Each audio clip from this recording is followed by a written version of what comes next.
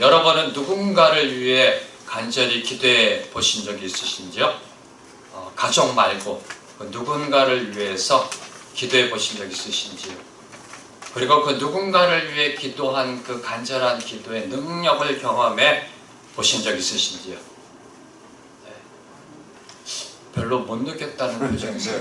감사하게도 저희 생명의 길 교회는 1월달부터 예배드림 속에 바로 이 중보 기도의 능력을 경험하고 있습니다. 얼마나 감사한지요. 저희가 함께 한 목소리로 기도할 때 주님의 역사가 일어나고요. 네, 저희가 지금 우리의 삶 속에서 체험하고 있는 이 기도의 능력입니다. 이 중보 기도는 하나님의 능력이고요.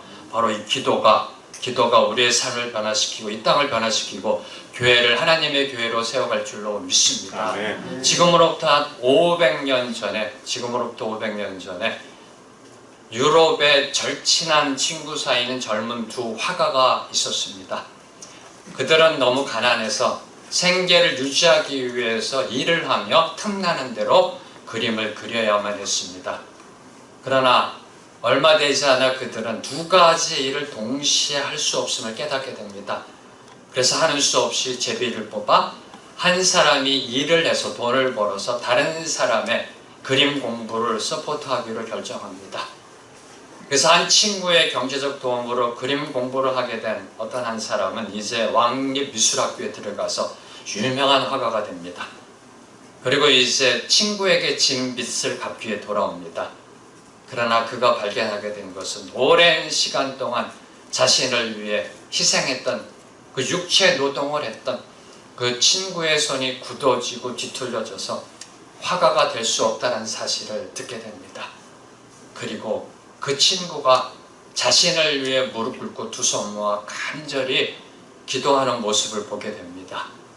바로 그 기도의 모습, 자신을 위해 희생하며 기도해온 그 손을 그린 그림이 바로 지금 여러분이 보고 계신 그 그림입니다. 바로 이 그림이 그 유명한 기도하는 손입니다. 기도하는 손. 르네상스 화가 알브레히트 듀러, 독일 사람입니다. 그분이 그린 그림, 지난 반세기 동안 500년 동안 수많은 사람들에게 감동을 줬던 기도하는 손, 기도하는 손. 사랑하는 성도 여러분, 오늘 저희들이 읽은 말씀 속에 또 다른 기도하는 손이 있습니다. 바로 사도 바울은 늘 항상 교회를 위해 기도했던 사람입니다. 에베소서를 보면 특별히 사도 바울은 에베소 교회를 향해 2번이나 중보 기도한 내용을 기록하고 있습니다. 먼저 에베소서 1장을 보면 사도 바울은 에베소 성도들이 성령의 지혜와 계시가 임하기를 간구하였습니다. 그리고 이제 오늘 말씀 속에서는 영적 강건과 충만해지기를 간구하고 있습니다. 오늘 말씀의 그 간구의 세 가지는 먼저 성령으로 말미암아 속사람이 강건해지기를 기도합니다. 그리고 믿음으로 말미암아 예수 그리스도가 마음 안에 거하시게 되기를 기도합니다. 그리고 예수 그리스도의 크고 무한하신 사랑을 깨달아 하나님의 충만함으로 채워지기를 기도하고 있습니다. 먼저 14절과 15절 말씀, 14절과 15절 말씀 함께 읽도록 하겠습니다. 시작. 이러므로 내가 하늘과 땅에 있는 각 족속에게 이름을 주신 아버지 앞에 무릎을 꿇고 비노니. 불교에서의 기도는 참선 수행입니다. 나의 참 자아를 발견해 나아가는, 찾아가는 기도입니다. 유교에 있어서는 기도의 대상이 없습니다. 고작해야 조상신에게 비는 정도입니다. 그러나 우리 기독교에는 기도의 대상이 있습니다. 기도의 대상이 있습니다. 사도 바울은 자신이 지금 누구에게 기도하고 있는지 먼저 분명하게 선포하고 있습니다. 아버지 앞에 무릎을 꿇고 비노니. 아버지 앞에 무릎을 꿇고 비노니. 우리의 기도를 듣고 응답하시는 분은 바로 아버지이십니다. 예수님께서도 주기도문에서 아버지께 기도하라라고 명령하셨습니다. 가르쳐 주셨습니다. 하늘에 계신 우리 아버지요, 아버지께 기도하라. 무슨 의미일까요? 기도는 단순히 인간이 신을 향한 수직적 간청이 아니라는 겁니다. 신이 만든 그 인간이 그 신을 향해 수직적으로 올려드리는 그러한 기도가 아니라는 겁니다. 기도는 아버지와 자녀라는 친밀한 인격적 관계 속에 이루어지는 영적 교제라는 겁니다. 한마디로 말씀드리면 하나님의 자녀에게 주어지는 일종의 특권이라는 겁니다. 지금 이 특권을 여러분 얼마나 자주 누리고 계신지요? 아니면 이 특권이 있는 줄도 모르고 살아가고 계시는지요? 사도 바울은 이 특권을 누렸던 사람입니다. 알브레트 듀러라는 그 화가를 위해 기도했던 그 친구도 이 기도의 능력, 특권을 누렸던 사람입니다. 오늘 말씀을 보면 사도 바울은 당시 유대인들이 일반적으로 서서 기도했던 것과는 달리, 그 당시에는 서서 기도했습니다. 서서 기도했던 것과는 달리 무릎을 꿇고 기도했다라고 기록되어 있습니다. 이는 자녀로서 하나님을 향한, 아버지를 향한 간절함과 경외함으로 전인격적인 무릎을 꿇고 기도했음을 보여주고 있습니다. 저는 이 말씀을 묵상하면서 이런 생각을 했습니다. 지금 기도하고 있는 이 사도 바울의 모습을 그림으로 그린다면 어떻게 표현할 수 있을까요? 어떻게 표현할 수 있을까요? 생명의 길 교회 그림을 전공하신 분이 제가 알기로는 최소 3분이 계십니다. 네. 3분 중에 한 분이 마음의 감동을 받아 바로 이 사도 바울이 에베소 성도를 위해 무릎 꿇고 간절히 기도하는 모습을 하나님의 영광을 받아 그린다면 얼마나 좋을까, 그죠? 네. 저희 교회가, 아니 제 개인적으로 꿈꾸고 있는 게 바로 이 문화적인 아름다움의 표현입니다. 하나님 주신 달란트 그림으로, 음악으로. 네. 저는 그래서 우리 소원이를 향한 그 기대가 큽니다. 우리 소원이를 통해서 하나님이요 엄청난 영광을 받으실 겁니다. 6학년인데 벌써 편곡을 하고요. 네. 얼마나 감사하죠. 네. 그래서 여러분에게 주신 그 문화적인 예술적인 달란트로 그 은혜를 한번 표현해 보시고요. 그리고 저희가 예배 때 그걸 함께 나누는 그런 날이 오게 되기를 주님의 이름으로 축복합니다. 에베소 성도를 위해 무릎 꿇고 기도하는 사도 바울의 얼굴은 과연 어떤 모습이었을까? 그 손의 모습은 어떤 모습이었을까? 그림을 그려보고 싶지 않으신지요? 네. 여기까지 했으면 이제 뭔가 반응이 있으시려 믿습니다. 네, 사도 바울이 이제 무릎을 꿇고 기도드리는 그 아버지는 과연 어떤 분이신가? 특별히 오늘의 말씀 속에 두 모습을 저와 여러분에게 강조하고 있습니다. 14절에서 15절과 20절. 먼저 14절과 15절을 보면 하늘과 땅에 있는 모든 족속에게 이름을 주신 분이다. 누가요? 우리가 기도하는 아버지.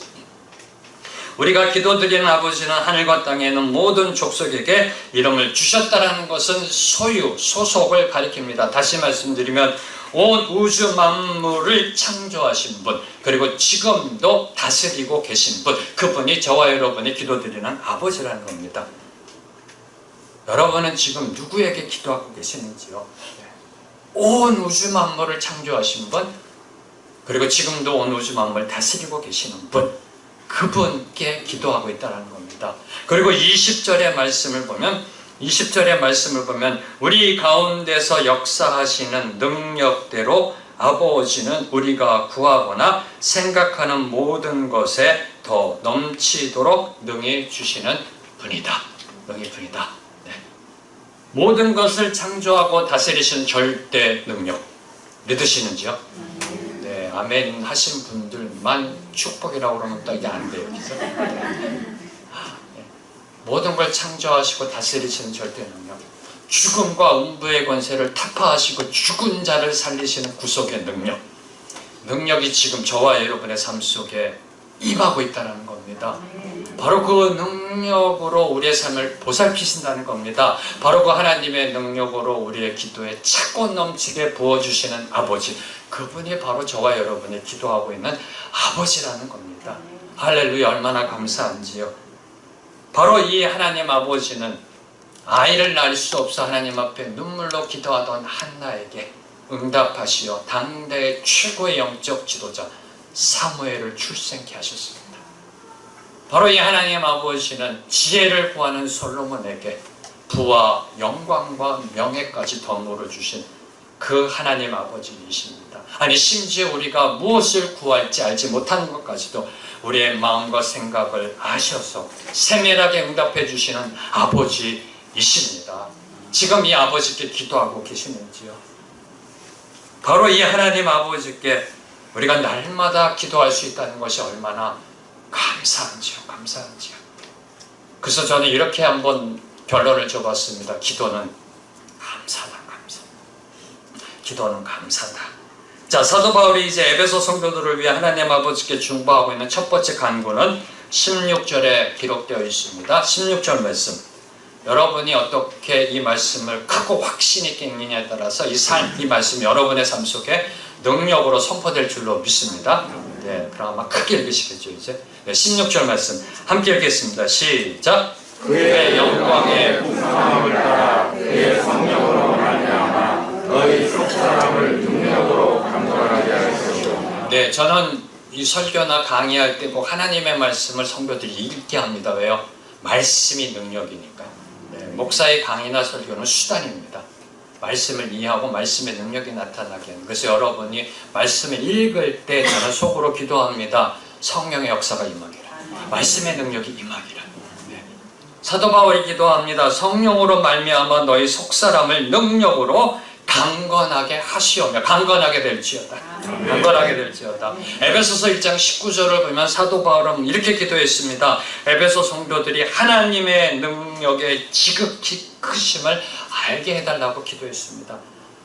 하나님의 능력의 지극히 크심을 알고 계시는지요? 그분의 능력이 얼마나 크신지 알고 계시는지요? 그렇게 기도했습니다. 이제 그 지극히 크신 능력이 성령으로 말미암아 성령을 통해 저와 여러분에게 전달되어져 우리의 속사람이 강건해지기를 기도합니다.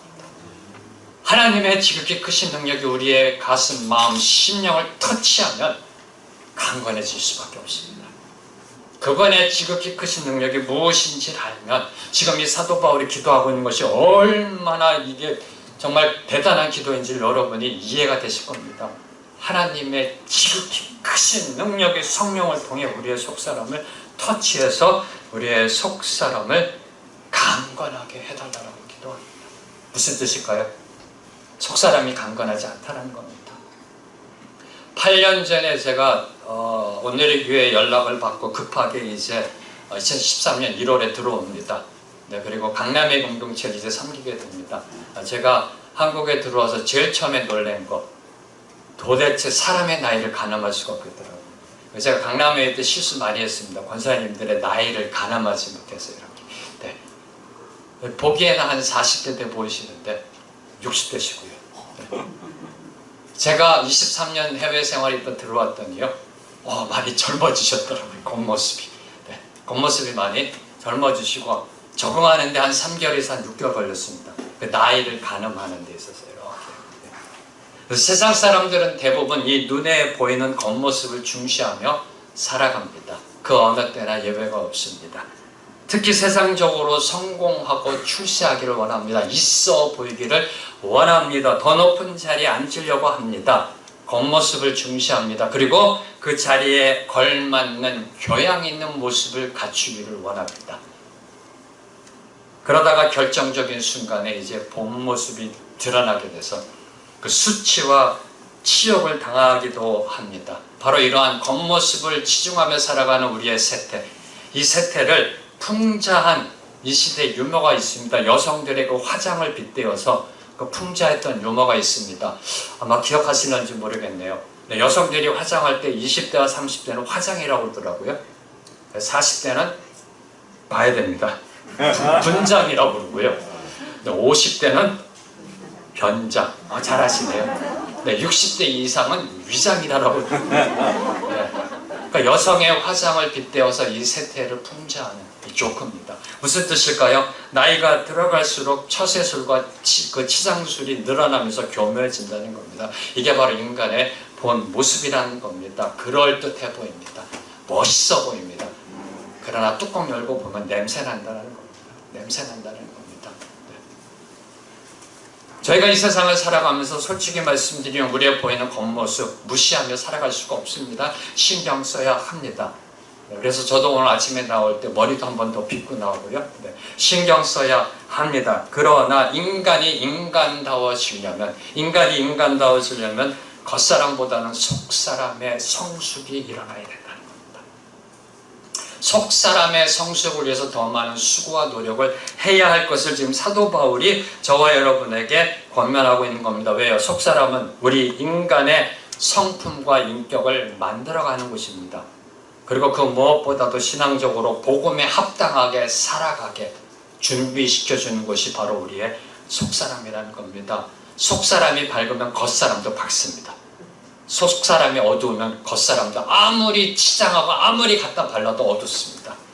우리의 속사람이 강건해져야 함을 이미 2000년 전에 사도 바울께서는 저와 여러분에게 경고하셨던 겁니다. 아니, 사도 바울께서는 이 에베소 성도뿐만 아니라 모든 성도들의 속사람이 강건해지기를 고린도 교회를 보낸 편지에서도 강조합니다. 고린도후서 4장 16절에서 18절 말씀, 함께 읽겠습니다. 시작. 그러므로 우리가 낙심하지 아니하노니 우리의 겉사람은 낡아지나 우리의 속사람은 날로 새로워지도다. 우리가 잠시 받는 환난에 경한 것이 지극히 크고 영원한 영광에 중한 것을 우리에게 이루게 하니 우리가 주목하는 것은 보이는 것이 아니요 보이지 않는 것이니 보이는 것은 잠깐이요 보이지 않는 것은 영원함이라. 16절 다시 한번 보여주시겠습니까? 그러므로 우리가 낙심하지 아니하노니, 여기에 낙심의 그 헬라어 원어 반대가 강건입니다. 에베소서에서는 강건, 고린도후서는 낙심하지 마라, 강건의 반대로 표현하고 있는 겁니다. 그래서 그러므로 우리가 낙심하지 아니하노니 뜻은 우리가 강건해지니 성령의 역사하심으로 하나님의 지극히 크신 능력이 내 마음 속마음을 터치해서 우리가 강건해지면 우리의 겉사람은 낡아지고 우리의 속사람은 새로워진다라고 설명하고 계시는 겁니다. 그리고 이제 17절과 18절에 우리의 속사람이 날로 새로워지고 강건해져야 하는 그 이유와 목적에 대해서 설명하고 있는 겁니다. 먼저 17절을 보면 우리가 잠시 받는 환난에 경한 것이 지극히 크고 영원한 영광에 중한 것을 우리에게 이루게 하려고 우리의 속사람이 강건해져야 된다. 새로워져야 한다는 겁니다. 그 어떤 환난 속에서도 영원한 영광, 부활의 영광을 바라보고 일어나기 위해서 환난 속에서도 일어나기 위해서 우리의 속사람이 강건해져야 된다. 사랑하는 성도 여러분, 저희들이 잘 알고 있는 세상을 바라보면 절망입니다. 세상을 바라보면 낙심입니다. 목사를 바라보면 실망합니다. 네. 기억하십시오. 네. 목사를 바라보면 실망합니다. 네. 그러나 하나님을 바라보면 소망입니다. 하나님을 바라보면 희망입니다. 해가 지고 이제 어둠이 몰려올 때 여러분 어디로 가시겠습니까? 저는 늘 이 환난과 이 하나님의 강건하심을 묵상할 때마다 늘 묵상하는 게 이겁니다. 해가 질 무렵에 이제 어둠이 덮칠 때 여러분 어디로 갈 것인가? 지고 있는 해 끝자락이라도 붙잡아 보겠다고 서쪽으로 가실런지요? 지고 있는 해의 끝자락이라도 붙잡아 보겠다고 서쪽으로 가실런지요? 아니요. 과감하게 방향을 틀어 어둠을 향해 나아가는 겁니다. 동쪽으로 나아가는 겁니다. 그곳에 앉아서 동쪽에서 해가 뜰 때까지 기다리는 겁니다. 왜요? 해는 반드시 뜨게 되어 있습니다. 바로 이 하나님을 향해 나아가게 만드는 거, 어려움 속에 어두움 속에 환난 속에 하나님만을 바라보고 하나님 향해 나아가게 만드는 것이 바로 이 속사람의 능력이라는 겁니다. 여러분 앞에 닥쳐있는 환난, 위기, 어려움, 고난을 동굴로 보느냐 터널로 보느냐가 바로 속사람의 능력이라는 겁니다. 그게 뭔 소린가요? 네.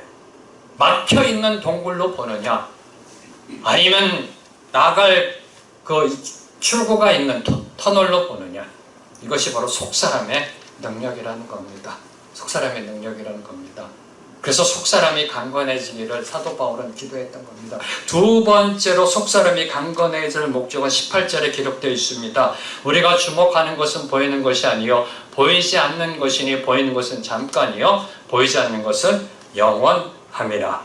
보이는 것, 보이지 않는 것, 바로 눈에 보이는 세상 것이 아닌 보이지 않는 하나님의 것을 소망하고 붙잡기 위해서 우리의 속사람이 강건해져야 한다는 겁니다. 사랑하는 성도 여러분, 겉사람에 치중하는 사람은 눈에 보이는 것을 붙잡습니다. 그러나 눈에 보이지 않는 하나님의 것을 붙잡는 사람은 속 사람의 강건함으로 나아갑니다. 눈에 보이는 것 유한합니다. 한정되어 있습니다. 아침 이슬처럼 사라질 겁니다. 죽으면 다 놓고 갈 겁니다. 여러분이 새로운 차를 사시면 기분이 좋지 않으세요? 대부분 새 차 사면 기분이 좋으시잖아요. 그죠? 네. 아이들이 지나가다 이렇게 기스라고 그러나 일본말로 그러면 안 되죠. 뭐라 그러죠? 스크래치, 그건 영어인데. 흠짓, 감사합니다. 네. 흠짓을 내면 막 마음이 아프잖아요. 불편하잖아요. 네. 세상적으로 표현하면 화가 나잖아요. 네. 근데 새 차도 언젠간 낡아지고 폐차가 되고 사라집니다. 새로 지은 아파트로 가서 살기 원하시잖아요. 30년, 50년 된 아파트보다. 근데 새로 지은 아파트도 언젠간 낡아져 허물어지게 되어 있습니다. 이것이 세상 법칙입니다. 이것이 바로 열역학 제2법칙입니다. 들어보셨는지요? 네. 못 들어보셨나요? 열역학 제1법칙, 질량 보존의 법칙 들어보셨나요? 네, 열역학 제2법칙 바로 이 법칙입니다. 엔트로피 법칙. 그래서 사도 바울은 얘기하는 겁니다. 겉사람은 낡아진다. 겉사람은 낡아져 없어진다라고 이야기하고 있는 겁니다. 이미 사도 바울께서는 이 엔트로피, 열역학 제2법칙은 이미 2000년 전에 설명하고 계셨던 겁니다. 이 언젠간 낡아져 없어질 것을 바라보며 소망하며 나아가시는지요? 아니면 보이지 않는 영혼 무한한 하나님의 것을 붙잡고 소망하며 나아가시는지요? 바로 이 하나님의 것, 영원한 것, 바로 이것은 신트로피. 우리 김영길 장로님께서 소천하신 장로님께서 표현하셨던 주장하셨던 법칙, 신트로피 법칙. 바로 이 사도 바울은 이 신트로피 법칙을 이렇게 설명한 겁니다. 날로 새로워지도다. 날로 새로워지도다. 할렐루야. 와, 여러분이 이제 50, 60, 70, 80, 90, 100세가 될 때마다 날로 새로워지는 거예요. 원하지 않으세요? 네. 별로 실감이 안 오세요? 화장할 필요가 없이 그냥 날로 새로워지는 거예요. 네. 와, 원하시죠? 네. 여러분의 속사람이 강건해질 때, 여러분의 속사람이 강건해질 때 이 역사가 일어날 줄로 믿습니다. 화장할 필요가 없는, 네. 화장할 필요가 없는. 얼마나 감사한지요. 자, 여러분은 이제 어느 것을 선택하시겠습니까? 눈에 보이는 것, 보이지 않는 것. 할렐루야, 감사합니다. 바로 이 정답을 선택할 수 있는 능력은 겉사람이 아니라는 겁니다. 학벌, 지식, 명예, 권력, 돈이 아니라는 겁니다. 우리의 속사람이 얼마나 건강하느냐에 따라 우리가 이 정답을 선택할 수 있게 된다는 겁니다. 자, 이제 두 번째 사도 바울이 간구하고 있는 것은 17절 상반절입니다. 17절 말씀, 오늘 본문 말씀 17절 말씀, 네, 상반절 함께 읽겠습니다. 시작. 믿음으로 말미암아 그리스도께서 너희 마음에 계시게 하시옵고, 거기까지요. 믿음으로 말미암아 그리스도께서 너희 마음에 계시게 하시옵고. 뭔가 좀 이상하지 않는가요? 구원 받으셨는지요? 네, 아멘 안 하신 분 있으면 잠깐만 제가 불안해진다니까 읽고 있으세요. 구원 받으셨는지요? 아멘. 구원 받았다는 건 우리 안에 누가 계시다는 거죠? 성령님. 성령님은 그리스도의 영이시고 그리스도가 우리 안에 계십니다. 믿으시는지요? 아멘. 그런데 그리스도께서 너희 마음에 계시게 하시옵고라고 또 기도하고 있습니다. 계신데? 내 마음에 그리스도가 계신데? 근데 기도합니다. 사도 바울은 누구에게? 에베소 성도들에게, 불신자들이 아닙니다. 에베소 성도들에게 기도합니다. 믿음으로 말미암아 예수 그리스도께서 너희 마음에 계시게 되기를 기도하고 있습니다. 사도 바울이 쓴 계시게 되다, 거하다란 뜻은 바로 입주하여 주인이 되다라는 뜻입니다. 원어적인 의미가 입주하여 주인이 되다. 다시 말씀드리면 우리의 마음을 영구 거처로 삼으시다라는 뜻입니다. 이에 대해서 히브리서 저자는 이렇게 설명합니다. 히브리서 3장 6절 말씀. 히브리서 3장 6절 말씀. 네. 함께 읽겠습니다. 시작. 그리스도는 하나님의 집을 맡은 아들로서 그와 같이 하셨으니 우리가 소망의 확신과 자랑을 끝까지 굳게 잡고 있으면 우리는 그의 집이라. 우리는 그의 집이라. 우리는 예수님의 집이고 집이 되어야 합니다. 아멘. 네, 그러면 지금 여러분의 삶의 주인은 예수님이신가요? 집주인이 원하는 대로 인생이 지어져 가고 있는지요? 아멘. 할렐루야, 감사합니다. 저는 아멘 아무도 안 하실 줄 알았어요. 이게 심각한 질문이기 때문에. 우리는 그의 집이다. 그러면 지금 내 인생의 집주인이 예수님이신가요? 아니면 나인가요? 아니면 그 집주인 예수님대로 지어져가는 인생의 집인가요?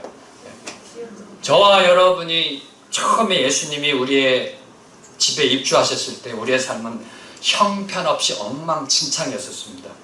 기억나시는지요? 처음에 예수님이 우리의 삶에 입주하셨을 때 수돗물 틀면 흙탕물이 나오고요. 벽지는 찢어져 있고요. 벽은 금이가 있고요. 천장은 내려앉아 있고 페인트는 벗겨져 있고 마루는 벗겨져 있고요. 온통 난리 법석이었습니다. 기억나시는지요? 내가 언제 그랬나? 그때 그 모습이 그런 모습이었습니다. 형편없이 엉망진창이었던 모습. 청소는 안 돼 있었고요.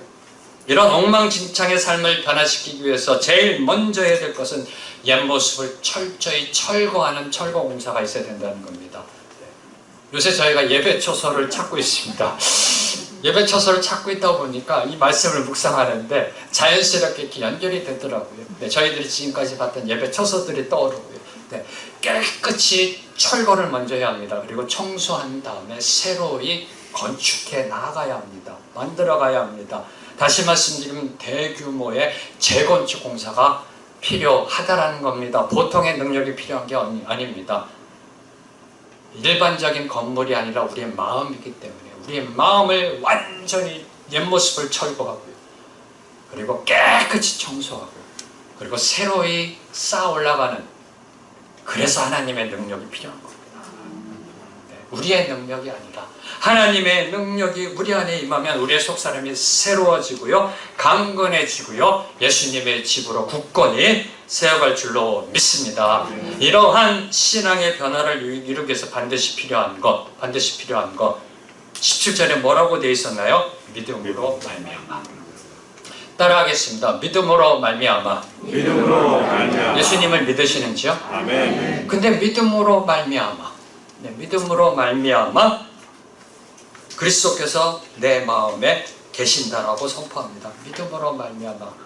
사도 바울께서 말씀하고 싶으셨던 게 뭘까요? 믿음으로 말미암아. 이 믿음이 뭘까요? 마가복음 9장 24절 말씀, 마가복음 9장 24절 말씀 함께 읽겠습니다. 시작. 곧 그 아이의 아버지가 소리를 질러 이르되 내가 믿나이다. 나의 믿음 없는 것을 도와주소서. 내가 믿나이다. 내가 믿습니다. 근데 믿음 없는 것을 도와주소서. 언어의 불일치. 이해되셨는지요? 네, 믿습니다. 근데 믿음 없습니다. 이것이 우리의 삶이라는 겁니다. 바로 이 부분에 대해서는 제가 이미 마태복음 16장 시리즈 5번 설교할 때 다 신학적으로, 성경적으로 설명해 드렸습니다. 기억이 안 나시면 홈페이지나 유튜브 들어가서 다시 한번 보시고 신학적으로, 성경적으로 이 부분이 과연 뭔지 믿음에 대해서 설명했습니다. 그래서 오늘은 성경적으로, 신학적으로 설명하는 게 아니라 인간 사고체계, 사회 심리학적으로 이 부분을 한번 생각해 보았습니다. 믿는데 믿음이 없다는 것을 어떻게 설명할 수 있을까? 저는 이렇게 결론을 받습니다. 믿는데 확신이 없다. 믿는데 확신이 없다. 믿음이라는 건 뭘까요? 내가 붙잡고 있는 겁니다. 그죠? 내가 붙잡고 있는 게 믿음이고, 확신이란 건 뭘까요? 확신이란 건 뭘까요? 나를 붙잡아 주는 것. 믿음은 내가 붙잡고 있는 것. 확신은 나를 붙잡아 주는 것. 그래서 내가 지금 붙잡고 있는 그 무언가에서 나를 붙잡아 주는 것으로 옮겨가야 확신 있는 믿음이 된다는 겁니다. 그 믿음으로 말미암아 예수님이 우리 안에 영구 거처를 삼으시고 집주인이 되신다는 겁니다. 이해되셨는지요? 네, 별로 안 되실 것 같아서 제가 예화를 또 준비했습니다. 네. 여러분이 비행기 타시잖아요. 요새는 이제 비행기가 거의 일상의 하나의 교통수단이 됐는데 비행기를 왜 타시는지요? 날아가니까. 자동차나 배로 가는 것보다 시간을 아낄 수 있으니까. 믿으시는지요? 못 믿으세요? 아멘. 비행기는 날아갑니다. 믿으세요? 네. 비행기는 다른 교통수단보다 빨리 갑니다. 믿으세요? 네. 그래서 티켓 끊고 비행기 타는 겁니다. 안 그러면 그걸 왜 탑니까? 비싸게. 그냥 자동차 타고 가지. 믿고 탑니다. 근데 비행기 타고 나서 내가 할 게 하나도 없습니다. 조종사를 믿어야 됩니다. 조종사가 안전하게 목적지까지 나를 데려다 줄 걸 믿어야 됩니다. 근데 이걸 믿지 못하면 염려, 불안, 걱정, 근심, 조종칸 앞에 왔다 갔다 하면서요, 불안, 근심, 초조, 종합 세트로 흘러가게 됩니다. 인생이 힘들어집니다. 비행기 안에 타고 있는 동안 너무나 힘들어지는 겁니다. 믿음에서 확신으로 가지 못하면. 기독교는 그 어떤 종교가 줄 수 없는 영원한 생명을 주는 살아있는 종교입니다. 믿으시는지요? 네. 그러면 이제 하나님께 맡겨야 됩니다. 하나님이 나에게 축복을 주시고 나를 저 천국까지 안전하게 데려다 주신다는 확신으로 나아가야 합니다. 이걸 믿지 못하면 염려, 불안, 걱정, 근심, 초조, 종합 세트, 두려움 속에 살아가게 되는 겁니다. 믿음이 확신으로 나아가는 것, 내가 붙잡고 있는 것에서 나를 붙잡아 주는 것으로 나아갈 때, 그때서야 비로소 예수 그리스도가 내 삶의 주인이 된다는 겁니다. 이것이 이루어지지 않으면 1인칭인 내가 주인이 됐다가 예수님 모셔왔다가 뒤죽박죽의 인생을 살 수밖에 없는 겁니다. 사랑하는 성도 여러분, 여러분의 믿음이 확신으로 옮겨가게 되기를 주님의 이름으로 축복합니다. 축복합니다. 바로 이 부분을 사도 바울께서 2000년 전에 에베소 성도를 위해 간구했고 지금 저와 여러분을 향해서도 간구하고 계십니다. 자, 세 번째, 사도 바울이 세 번째로 간구하고 있는 것은 그리스도의 무한하신 사랑을 깨달아 알게 되기를 기도합니다. 이제 17절 하반절부터 19절 상반절까지 17절 너희가 사랑 가운데서부터 함께 읽겠습니다. 시작. 너희가 사랑 가운데서 뿌리가 박히고 터가 굳어져서 능히 모든 성도와 함께 지식에 넘치는 그리스도의 사랑을 알고 그 너비와 길이와 높이와 깊이가 어떠함을 깨달아. 거기까지요. 네.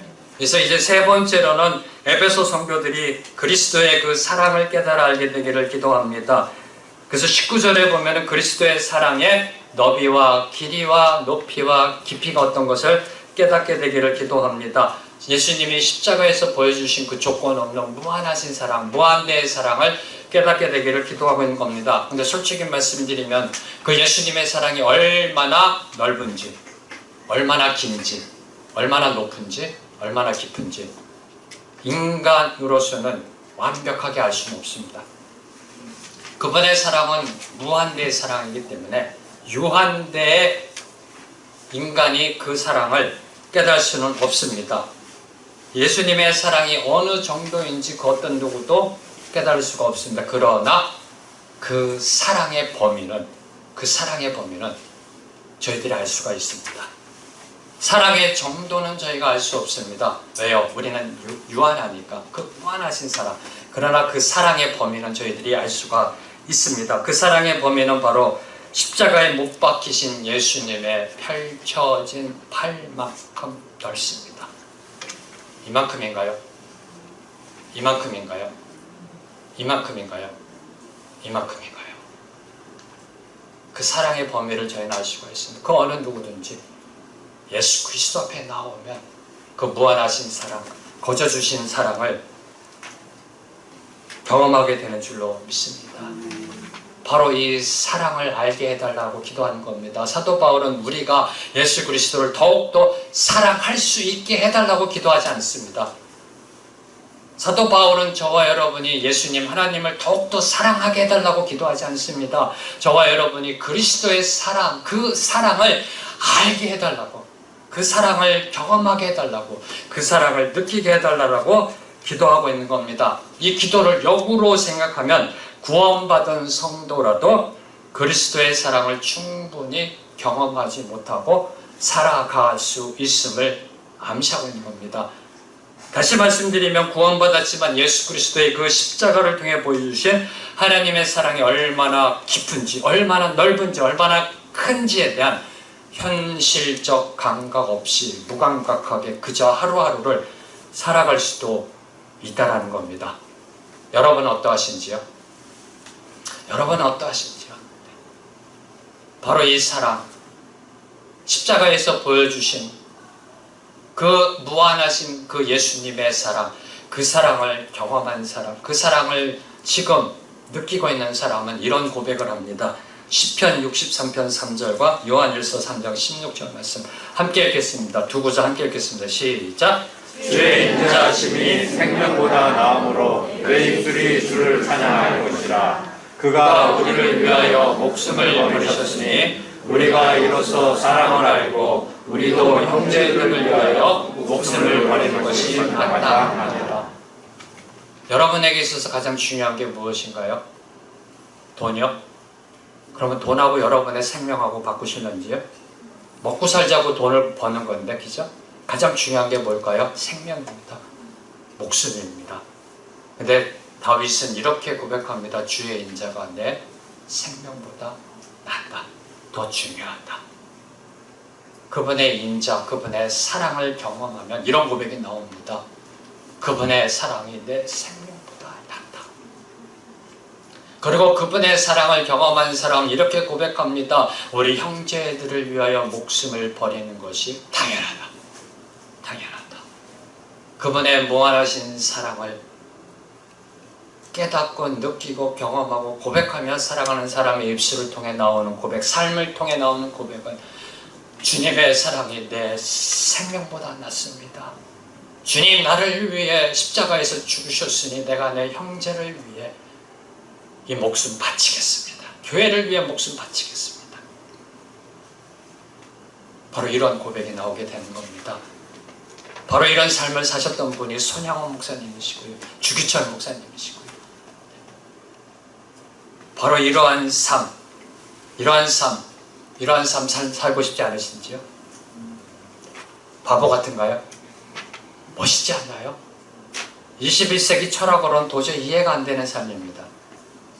그러나 하나님 보시기에 너무나 아름답고 귀하고 하나님이 기뻐하시는 삶입니다. 도대체 어떻게 하면 저와 여러분도 이런 고백을 하며 살아갈 수 있을까? 어떻게 하면 이런 고백을 하며 살아갈 수 있을까? 그 대답은 간단합니다. 저희가 읽었던 17절 그 상반절에 사랑 가운데서 뿌리가 박히고 터가 굳어짐으로, 너희가 사랑 가운데서 뿌리가 박히고 터가 굳어짐으로 이러한 사랑을 할 수 있다는 겁니다. 무슨 뜻일까요? 저희가 먼저 예수 그리스도의 사랑의 충만함을 받아야 된다는 겁니다. 그래야 이런 고백이 나온다는 겁니다. 그래서 저는 이 부분을 묵상하면서 늘 항상 강의할 때도 그렇고 이렇게 설명해 왔습니다. 예수님의 사랑이라는 욕조, 예수님은 그 욕조 안에 사랑을 충만히 부어놓고 계십니다. 거기에 그냥 머리부터 발끝까지 첨벙하고 그냥 잠기는 겁니다. 그냥 들어가는 겁니다. 그때 바로 이런 고백이 나올 수가 있게 된 겁니다. 이거를 성경적으로 보면 예수님이 십자가에서 피 흘려 돌아가신 것이 나를 위한, 나의 죄를 용서하기 위한 것이고 그 죽음이 바로 나를 위한 하나님의 사랑이라는 것이 느껴질 때, 그때서야 그 사랑이 얼마나 귀한 건지, 얼마나 감사한 건지, 얼마나 큰 건지를 알게 되고 다윗과 같은 사도 요한이 기록한 요한일서에 나온 말씀의 고백과 같은 그런 고백하는 삶을 살 수 있다는 겁니다. 사랑하는 성도 여러분, 하나님은 여러분을 사랑하십니다. 예수님은 저와 여러분을 위해 십자가에서 죽으심으로 그 사랑을 확증하셨습니다. 그 사랑은 지금도 불변입니다. 지금도 동일합니다. 그 사랑 안으로 들어가십시오. 그냥 들어가 머리부터 발끝까지 첨벙 들어가십시오. 그럴 때 여러분의 삶에 놀라운 변화가 일어날 줄로 믿습니다. 아니, 여러분의 자녀들이 변화될 거고요, 여러분의 가정이 변화될 거고, 여러분의 교회가 변화될 줄로 믿습니다. 왜요? 그 넘쳐나는 사랑의 욕조에 내가 들어갈 때 그 사랑의 물이 흘러가니까, 바깥으로 나가니까, 바로 그 사랑의 물이 우리의 자녀들을 적셔주고요, 우리의 이웃과 형제들을 적셔주고, 이것이 바로 예수님이 말씀하신 내 이웃을 사랑하라는 방법입니다. 인간의 방법으로는 죽었다 깨어나도 다른 사람을 사랑할 수가 없습니다. 인간은 본질상 타락한 인간이기 때문에 인간적인 사랑을 하면 메말르고 이 바닥이 바닥 타오르는 가뭄과 같은 갈라지는 그런 경험을 하게 됩니다. 계산하게 됩니다. 하나님의 사랑으로 들어가십시오. 하나님의 사랑으로 들어가기를 사도 바울은 지금도 기도하고 있습니다.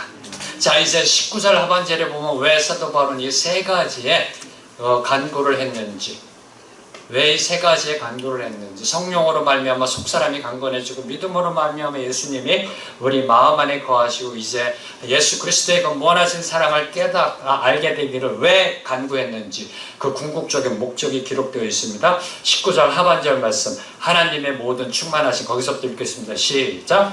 하나님의 모든 충만하신 것으로 너희에게 충만하게 하기를 구하노라. 하나님의 충만하심이 우리의 충만하게 되기를 사도 바울은 이 세 가지를 통해서 이루어지기를 간구하고 있는 겁니다. 바로 이 하나님의 충만하심이 우리의 충만함이 되는 것은 예수님께서 마태복음 5장 48절에서 하늘에 계신 너희 아버지의 온전하심과 같이 너희도 온전하라라는 명령과 동일한 의미를 갖고 있는 겁니다. 저와 여러분이 어떻게 하나님의 온전하심과 같이 온전해질 수 있을런지요?